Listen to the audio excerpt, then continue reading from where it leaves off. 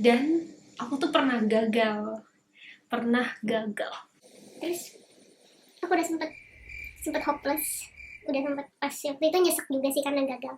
Bisa lolos. Udah bersin.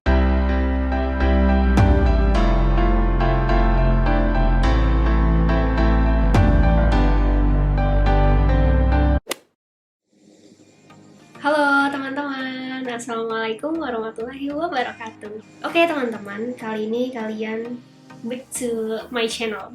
Kali ini kalian balik lagi di channel aku, Suci Khoiriyah.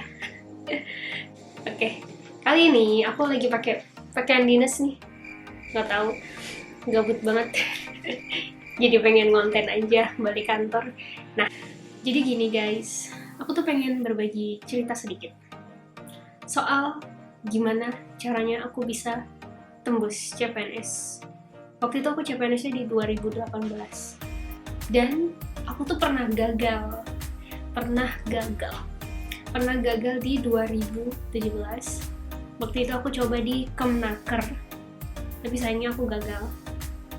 Terus aku udah sempet hopeless, udah sempet pas waktu itu nyesek juga sih karena gagal.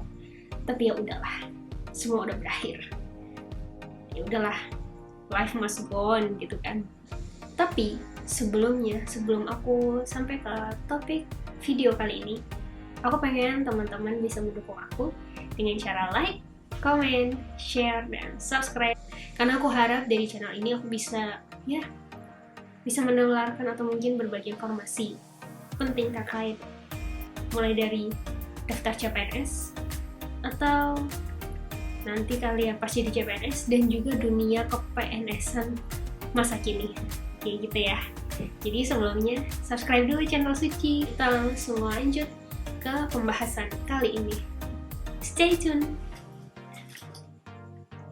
Kembali lagi kita di channel Suci Khoiriyah. Nah, di sini aku pengen, sebelum aku ngasih tips, ngasih strategi ataupun taktik cara aku bisa lulus CPNS, aku pengen kasih tahu kalian dulu ceritanya, singkat banget. Jadi dulu aku tuh pernah ikut tes CPNS itu di 2017. Waktu itu aku kan lulus di 2016 tuh lulus, tapi belum ada bukaan atau seleksi CPNS tuh belum ada. Dan akhirnya baru ada di 2017. Jadi aku seneng lah gitu, karena kan orang tua dukung banget aku buat bisa ikut tes ini, tes CPNS. Tapi sayangnya waktu itu aku coba di Kemnaker, Kementerian Tenaga Kerja. Sayangnya aku gagal. Dan itu gagalnya karena tes TWK, tes wawasan kebangsaan. Oh my god. Berarti aku dipertanyakan wawasan kebangsaan aku, guys. Kurang rasa nasionalisme, kurang berkebangsaan. Tapi ya udahlah, itu kan masa lalu. Nah, akhirnya aku sempet down juga, tapi ya udahlah. Kan waktu itu juga aku masih kerja di swasta, jadi nggak masalah. Dari 2016 aku kerja di swasta, tes ya udah aku balik lagi kerja seperti biasa. Jadi benar-benar aku tahu nih teman-teman gimana rasanya pernah down, pernah gagal, itu nggak enak. Ini nggak masalah, ini jadi pembelajaran untuk kalian karena memang nggak ada bayi yang langsung bisa lahir. Kok bisa lahir sih? Nggak ada bayi yang bisa langsung lari, guys. Nggak ada bayi yang langsung bisa ngomong. Jadi memang ketika kalian pernah gagal itu nggak masalah. Itu tandanya kalian mau sukses. Ingat itu. Kalau kalian gagal berarti kalian mau sukses. Nah, di sini aku bakal kasih tipsnya gimana akhirnya aku bisa keluar dari problem ini. Aku bisa keluar dari permasalahan aku ketika aku gagal CPNS. Jadi tips yang pertama, waktu itu aku kenali jati diri. Jadi aku benar-benar tahu posisi aku di mana, kualifikasi aku di mana, kemampuan dan skill aku tuh di mana, seberapa besar. Jadi aku benar-benar mempelajari diri aku sendiri. Karena kemarin aku gagal di TWK, jadi benar-benar aku push banget buat belajar di TWK-nya.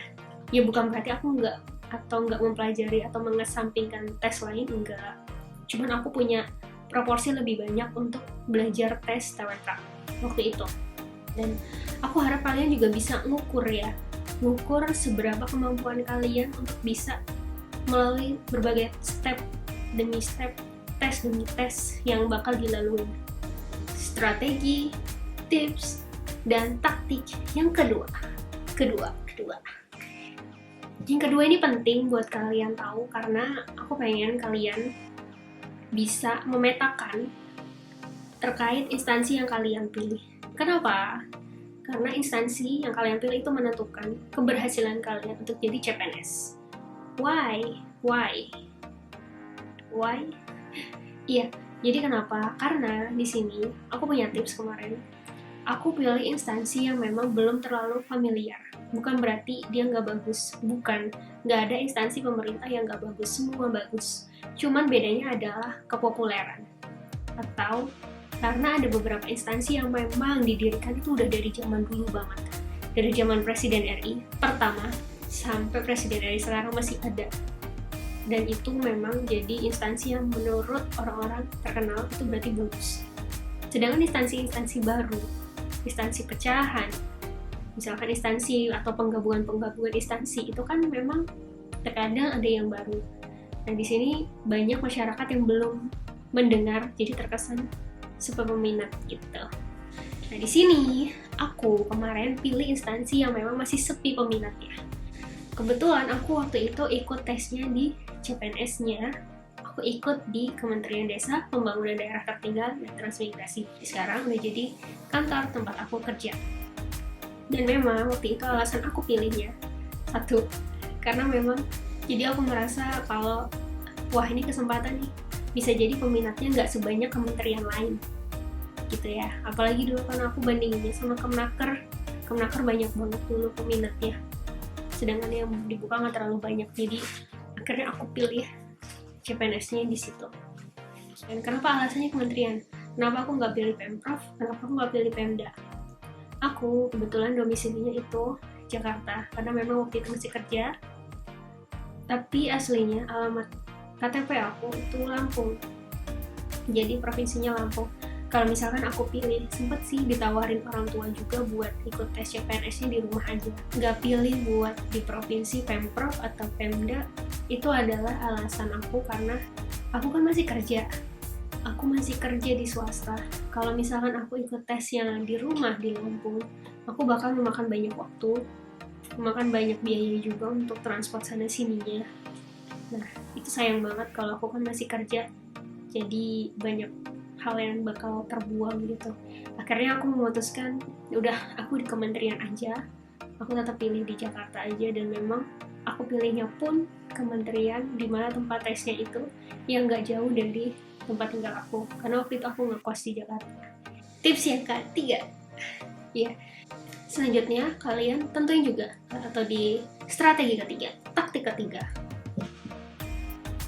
Tips yang ketiga, kalian pilih jurusan, formasi atau jabatan yang mau kalian ambil. Ini adalah jabatan yang memang banyak dibuka peluangnya, banyak dibutuhkan sama instansi itu.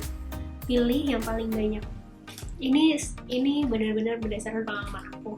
Yang penting tugas aku adalah aku mantapkan hati, aku udah tahu jati diri aku. Aku pilih instansi ini dan aku memilih jurusan ini atau formasi ini.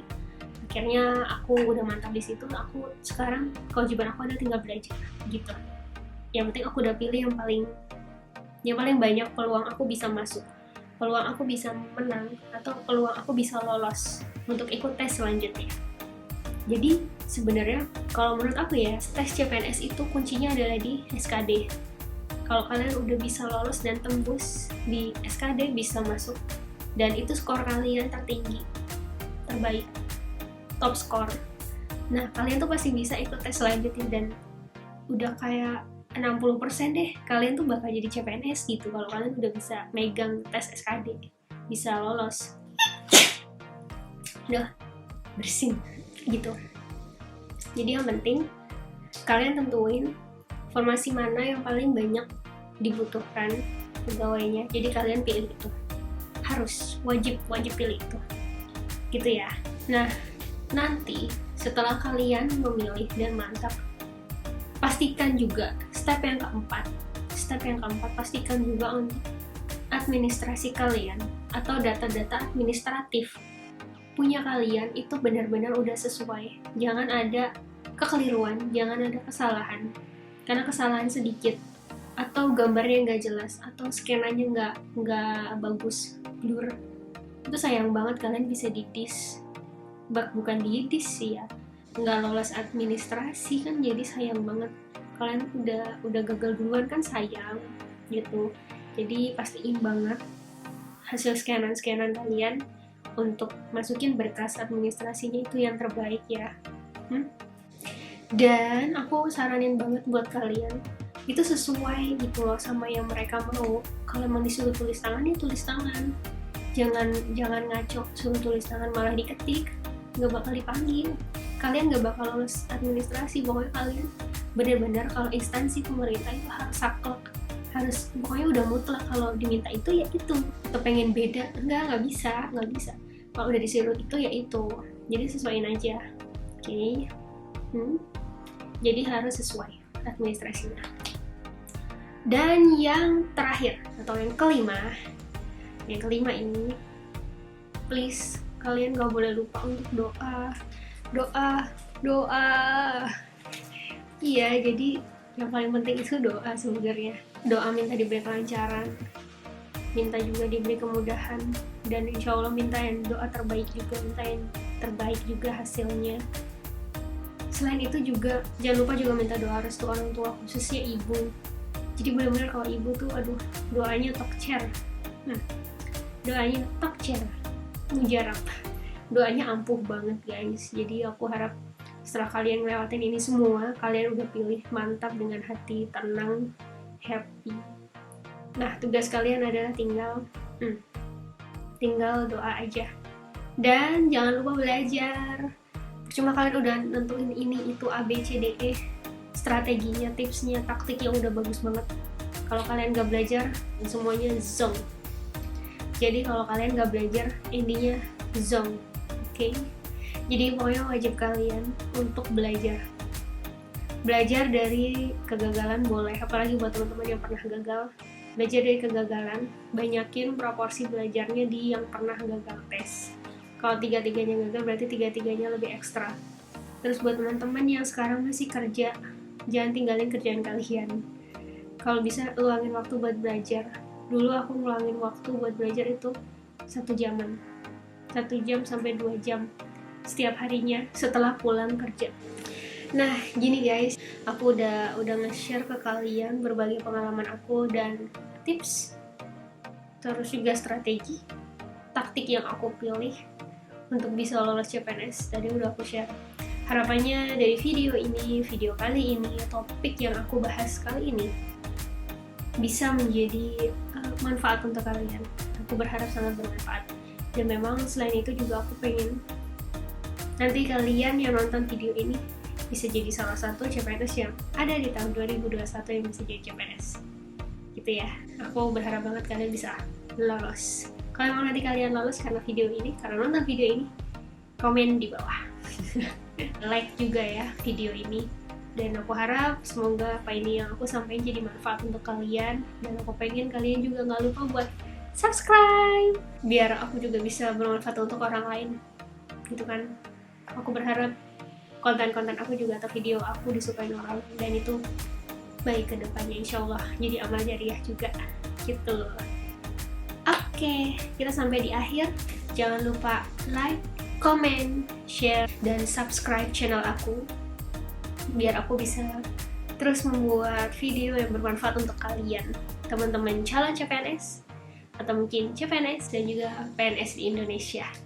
Oke, segitu dulu ya untuk video kali ini. Oke, see you.